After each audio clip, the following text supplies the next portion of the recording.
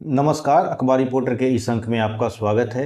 बिहार विधानसभा में आज काफ़ी हंगामा हुआ और किस बात पे हंगामा हुआ और उसमें किस तरह के शब्दों का प्रयोग किया गया, हम आज इसी पर चर्चा करने वाले हैं। बात शुरू करें इससे पहले आपसे हमारी गुजारिश है कि आप हमारे चैनल को थोड़ा सब्सक्राइब कर दीजिएगा, लाइक और शेयर जरूर करिएगा।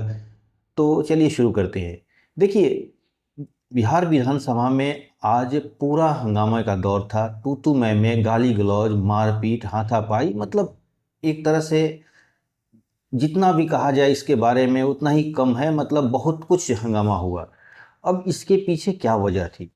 देखिए, मेन वजह थी जो अब इलेक्शन कमीशन बिहार में स्पेशल इंटेंसिव रिवीजन जो कर रहा है वोटर लिस्ट का, उसमें से जो वोटर लिस्ट का रिवीजन कर रहा है, फिर से एक उसका एक तरह से काट छाट कर रहा है।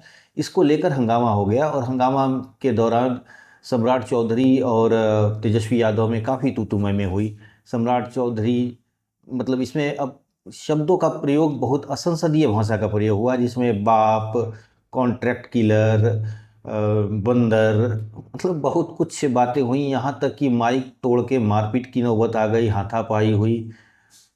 अब देखिए, वजह क्या है कि बिहार में इलेक्शन है और इलेक्शन में ऐसा, अब इलेक्शन का कुछ ही अब ये अंतिम सत्र चल रहा है। अब मानसून जो सत्र है इसके बाद अब सीधे इलेक्शन में जाना है और इलेक्शन में जाने से पहले एक तरह से लग रहा था कि उसकी प्रैक्टिस की जा रही थी विधानसभा में, और जितना भी अभद्र भाषा का प्रयोग करना था उतना अभद्र भाषा किया। अब बात हो रही थी सम्राट चौधरी और तेजस्वी यादव में। अब वहाँ पर लालू प्रसाद जी का नाम लेकर मतलब अब ये बातें बताने की जरूरत नहीं है। मतलब असंसदीय भाषा का प्रयोग, कॉन्ट्रैक्ट किलर, हत्यारा, मतलब क्या क्या वह शब्दों का प्रयोग हुआ। ये शब्द जर्नलिज्म के लिहाज से भी ठीक नहीं है। मतलब ये समझिए कि ये एक तरह से अभद्र भाषा का प्रयोग था। और इसकी वजह ये थी कि बिहार विधानसभा की अंतिम सत्र था और सब लोग अपनी उपस्थिति दर्ज कराना चाहते थे, सब कोई मीडिया में अपना कवरेज होना चाहते थे और मीडिया कवरेज की वजह से इस तरह की बातें हुई। हाथापाई की नौबत आ गई, मारपीट, माइक तोड़ के मारने पीटने, मतलब बहुत तरह का हंगामा हुआ।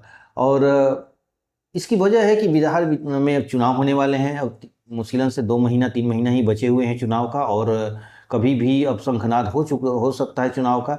इसलिए इसके लेकर सभी नेता अपने आप को, एक तो अपने वोटरों को लेकर ज़्यादा सेंसिटिव हैं।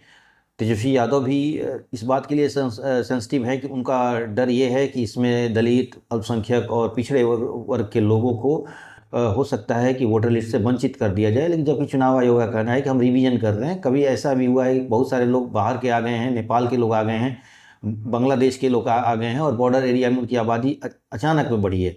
तो इसलिए इस बात का रिवीजन होना चाहिए कि ये कौन लोग हैं और कहाँ से आए हैं, ताकि जो अच्छे, जो सही वोटर है वही वोटर लिस्ट में नाम रहे, बाकी लोग को निकाल दिया जाए यहाँ से। और सबसे बड़ी चीज़ कि कुछ लोगों का 2-2 जगह, 3-3 जगह पर वोटर लिस्ट में नाम है, खासतौर पे और लड़कियों का अपने ससुराल में भी है और उनके अपने पिता के घर में भी है। तो कोई एक ही जगह सब वोटर लिस्ट में नाम होना चाहिए। इसलिए एक तरह से जो पुराने नाम हो उसको काट दिया जाए, इसके लिए भी रिवीजन हो रहा है। और दूसरी बात कि 2003 के बाद हुआ भी नहीं था, इसलिए इसके लिए एक कोई ऐसी बात नहीं थी, एक रेगुलर प्रैक्टिस था, समय समय पे होते रहता था और यही हो रहा है। लेकिन चूंकि चुनाव का माहौल है, सब लोग अपनी उपस्थिति दर्ज कराना चाहते हैं जनता के बीच, इसलिए सब एक दूसरे को ज़्यादा ही अपने आप को जनता की हिमायती बनने की कोशिश कर रहे हैं और इस हिमायती बनने की कोशिश में ही तू मैं गाली गलौज और मारपीट तक की नौबत आ गई।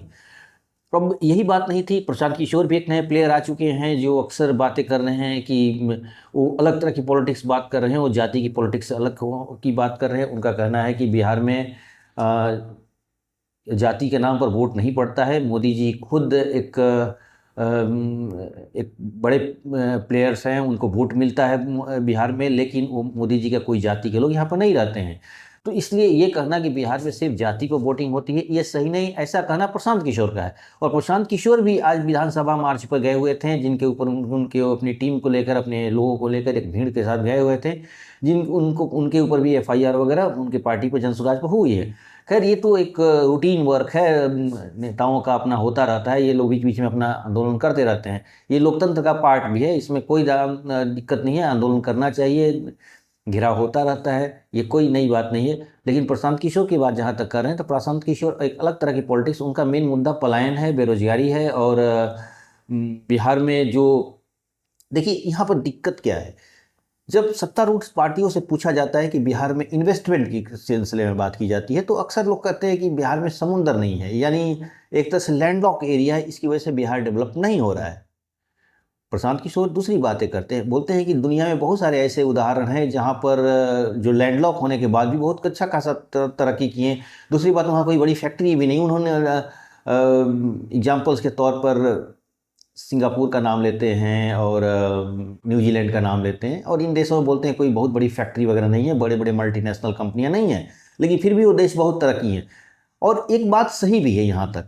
देखिए, गरीबी इसलिए नहीं है कि बहुत ज़्यादा इन्वेस्टमेंट। अगर चाइना की बात किया जाए तो चाइना का बेरोजगारी दर करीब 14% है और बिहार का करीब 22% है। लेकिन बिहार और चाइना की अगर तुलना किया जाए तो दोनों की इकॉनमी में बहुत काफ़ी अंतर है। हालांकि बिहार के आंकड़ों को अभी प्रमाणित नहीं किया जाता है, सरकार अपनी एजेंसियां अपना जो बेरोजगारी की आंकड़ा देती रहती हैं, लेकिन इस पे संदेह अक्सर दिखाया जाता है अलग अलग नेताओं के द्वारा, अलग अलग मीडिया उसके द्वारा, इसलिए इस पर मैं नहीं जाना चाहता हूँ। लेकिन इतना कहना चाहता हूँ कि चाइना की इकॉनमी बहुत ज़्यादा है, लेकिन फिर भी वहाँ बेरोजगारी बहुत काफ़ी है। तो बेरोजगारी का मेन वजह यही है कि बेरोजगारी और गरीबी, जब संसाधनों का बंटवारा ठीक ढंग से नहीं होता है। सिंपल सा एक बात का एग्जाम्पल दे दिया जाए, एक केक है, एक केक, और उस केक को अगर ढंग से बंटवारा नहीं किया जाएगा तो पता चलेगा कि ज़्यादा हिस्सा कोई और खा गया और छोटे से टुकड़े किसी और को मिले। इसलिए अगर उसी को बराबर बराबर हिस्सों में काट दिया जाए तो वो केक सबको समान रूप से जाएगा। तो गरीबी का वजह इन्वेस्टमेंट नहीं है, गरीबी की वजह कोई बड़ी इकोनॉमी नहीं है, गरीबी की वजह जो है वो संसाधनों का बराबर हिस्सेदारी ना बंटना, यानी संसाधनों का बंटवारा ठीक ढंग से नहीं होने की वजह से बिहार में बेरोजगारी है। ये एक तय बात। यही बात प्रशांत किशोर कहते हैं कि यहाँ पर जो बिहार को डेवलप करना है तो बिहार में सर्विस सेक्टर को बढ़ावा दिया जाए। सर्विस सेक्टर का मतलब हो गया कि टूरिज्म हो गया, आईटी हो गया, हॉस्पिटल हो गए, या हेल्थ सेक्टर हो गए। अब कुछ ऐसे देश भी हैं दुनिया में, जैसे सिंगापुर के ही ले लिया जाए, वहाँ पर हेल्थ सिस्टम इतने मतलब अच्छे हैं कि बाहर के लोग जा कर वहाँ पर अपना चेकअप वगैरह कराते रहते हैं, और इसकी वजह से उनको रेवेन्यू कमाई होती है। उसी तरह बहुत सारे ऐसे देश हैं जैसे स्विट्जरलैंड, वो सिर्फ और सिर्फ पर्यटन के नाम से अपना कमाता है। और डेनमार्क वगैरह देख लिया जाए तो वो एग्रीकल्चर के रूप से अपना इकोनॉमी को मजबूत किया है। तो बहुत सारी दुनिया के एग्जाम्पल्स हैं जो लैंडलॉक होने के बावजूद भी बहुत अच्छा डेवलप किए हैं। तो इसके पीछे वजह यह है कि संसाधनों का ठीक ढंग से बंटवारा। तो बिहार की गरीबी इसलिए नहीं है कि बिहार में बहुत ज़्यादा इन्वेस्टमेंट नहीं हो रहा है। बिहार में सबसे ज़्यादा दिक्कत यही है कि संसाधनों का बंटवारा ठीक से नहीं हो रहा है, लेबर कानून ठीक से एक्टिवेट नहीं है। अब जिसके यहाँ जो काम कर रहा है उसको 12 घंटा, 14 घंटा, कहीं कहीं 16 घंटे तक काम कराए जा रहे हैं। तो अब जिसके यहाँ वो काम कर रहा है, जिस दुकानों पर, जिस फैक्ट्री में वो काम कर रहा है, तो उसको तो डेवलपमेंट करके वो ज़्यादा दे रहा है, लेकिन इसको तो उतना नहीं मिल पा रहा है। तो अभी फिलहाल में कल जाके संशोधन किया इन लोगों ने, और बिहार सरकार ने, और कुछ लेबर एक्ट में बदलाव किया है जिसमें 48 घंटे इस हफ्ते में काम करना है, और छुट्टियां वगैरह भी होगी, पैसा उनका बैंक खाते में ट्रांसफ़र होना चाहिए। लेकिन इसमें सिर्फ उन्होंने कंडीशन लगा दिया कि उन फॉर्म पर ही लागू हुआ जिनका कम से कम 10 या 10 से ज़्यादा एम्प्लॉई हो, यानी वर्कर हो। लेकिन ये ऐसा नहीं होना चाहिए, इस सब पे लागू होना चाहिए। बैंक ट्रांसफ़र तो सबको करना चाहिए, खासतौर पर उनको। अब उनका क्या होगा जो एक घर में अपना एक नौकर रख के अपना काम कराते हैं, खाना वाना बनाने का, साफ सफाई के लिए, तो उनके लिए भी तो अधिकार होना चाहिए। तो इस सब चीज़ों पर, इन सब चीज़ों पर भी यही बात प्रशांत किशोर करते हैं कि हमारे यहाँ जो डेवलपमेंट का जो तरीका है, संसाधनों का बंटवारा ठीक ढंग से नहीं हुआ, यही वजह है बिहार के डेवलपमेंट नहीं होने की। दूसरी बात, सर्विस सेक्टर पर यहाँ काम ही नहीं किया गया है कभी भी। ना टूरिज्म पे काम किया गया है, ना हेल्थ सेंटर पे काम किया गया है, ना एजुकेशन पे काम किया जाए। तीन चीज़ है, अगर हेल्थ, एजुकेशन और टूरिज्म को ही अगर अपना टारगेट कर लिया जाए तो बिहार बहुत काफ़ी निकल जाएगा आगे। दूसरी चीज़ कि बिहार का एजुकेशन सिस्टम में अभी हिंदी मीडियम से पढ़ाई होती है। जरा कहने का तो हिंदी हमारी अपनी भाषा है, अच्छी बात है, लेकिन हम इसकी वजह से इंग्लिश कमज़ोर हुई है। इंग्लिश कमज़ोर होने से नुकसान ये हुआ कि हमारे यहाँ बाहर की आईटी कंपनियां नहीं आ पाती हैं, क्योंकि अच्छे इंग्लिश के जानकार लोग नहीं मिलते हैं।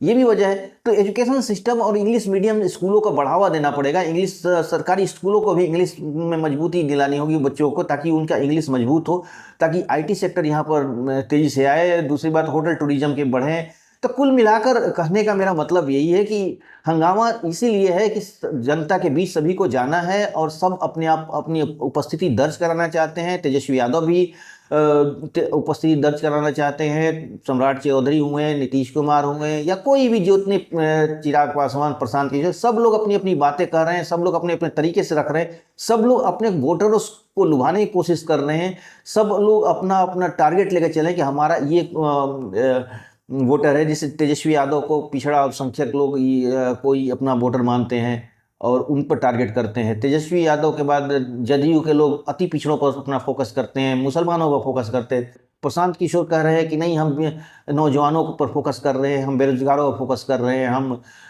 बिहार के डेवलपमेंट पर काम करेंगे, मतलब वो जाति से ऊपर की बात कर रहे हैं। भाजपा का अपना हिंदुत्व वाला मॉडल है ये, तो सबका अपना अपना ये तरीका है और सब लोग अपने तरीके से जनता में उपस्थिति दर्ज कराना चाहते हैं, जिसकी वजह से नोक झोंक हो जाती है, मानसिक तनाव हो जाता है और इसकी वजह से हाथापाई की भी नौबत आ जाती है। बिहार में कुछ ऐसा ही हुआ। तो आज के अंक में बस इतना ही। नए के साथ फिर मुलाकात होगी और आपसे हमारी गुजारिश है कि आप हमारे चैनल को थोड़ा सब्सक्राइब कर दीजिएगा, लाइक कीजिए, शेयर वगैरह जरूर करिएगा। धन्यवाद।